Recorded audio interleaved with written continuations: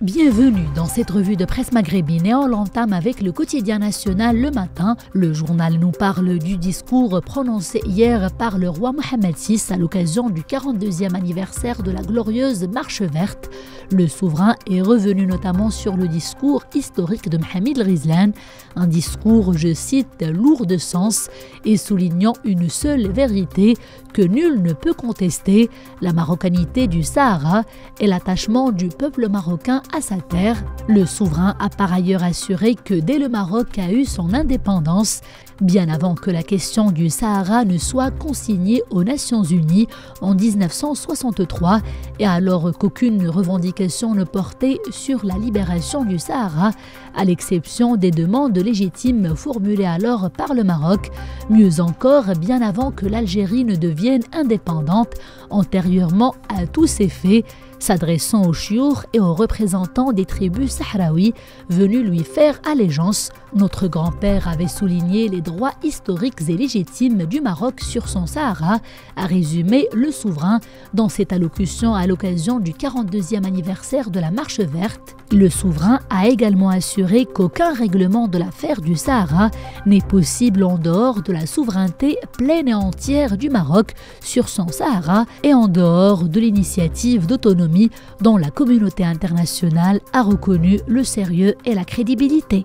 Et l'on enchaîne avec le quotidien national Aujourd'hui le Maroc. Notez ce titre à la une, je cite « Nouveau ministre, c'est plus compliqué que prévu ».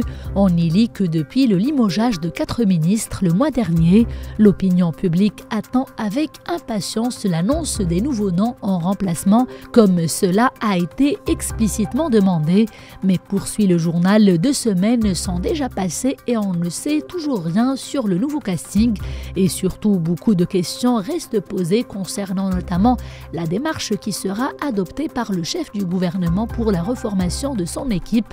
Notamment, je cite, est-ce qu'on va uniquement remplir les postes vacants avec des ministres des mêmes partis ou y aura-t-il des annonces cette semaine, comme l'ont rapporté ça et là quelques médias électroniques. En tout cas, le chef du gouvernement Saadi Latmani se contente seulement d'indiquer que des rencontres sont prévues dès cette semaine. Le Maroc ne serait pas fixé sur le nombre de ses pauvres, gros titre cette fois-ci à la une du quotidien Libération. Le journal nous apprend que la subvention du gaz butane n'aura pas lieu dans un avenir proche à cause de la difficulté d'identifier les ménages et les personnes pauvres. En effet, selon le ministre délégué auprès du chef du gouvernement chargé des affaires générales et de la gouvernance, il serait compliqué de distinguer entre un pauvre et un riche conformément à des critères bien définis. Cette situation rend d'ailleurs difficile la mise en place des mesures nécessaires, vu qu'une frange importante de la société pourrait être exclue du bénéfice des mesures à mettre en place. Selon le ministre de tutelle, le gouvernement est encore en quête des méthodes aptes à lui permettre d'identifier la population cible censée être concernée par l'aide de l'État. En tout cas, résume Libération, la question suscite plusieurs interrogations sur les programmes étatiques destinés à lutter contre les inégalités et établis en faveur des personnes pauvres ou vulnérables. Et l'on enchaîne avec ce titre sur les colonnes du quotidien arabophone Al-Ahdath Al-Maghribiya. Ce dernier nous parle du lancement du satellite d'observation Mohammed VI-A, un lancement prévu ce mardi 7 novembre. Il permettra au royaume de réaliser des suivis en temps réel des opérations de différents domaines d'activité. Il sera également question d'aider dans le développement régional, l'observation des changements climatiques, l'évolution de la désertification, la prévention et la gestion des catastrophes naturelles, mais également la surveillance des frontières terrestres et maritimes. Les détails sont à lire sur le quotidien Al-Ahdath Al-Maghribiya. Des sujets pour meubler la campagne, titre ce mardi le quotidien Liberté Algérie. En effet, écrit le journal, la campagne électorale a bouclé sa première semaine dans l'indifférence quasi totale des électeurs. Les citoyens semblent négliger ce scrutin qui n'aura pas trop d'incidence sur leur vie de tous les jours. D'ailleurs, pendant toute cette première semaine, aucun discours n'est venu animer cette campagne ennuyeuse. bruyante, écrit le journal. Tous les chefs de parti qui sillonnent les quatre coins de l'Algérie afin de solliciter les voix des électeurs éludent le sujet qui devait être au centre des débats, à savoir les collectivités et les éternels problèmes dans lesquels elles pataugent. Cela concerne également les projets de développement et les prérogatives des élus locaux.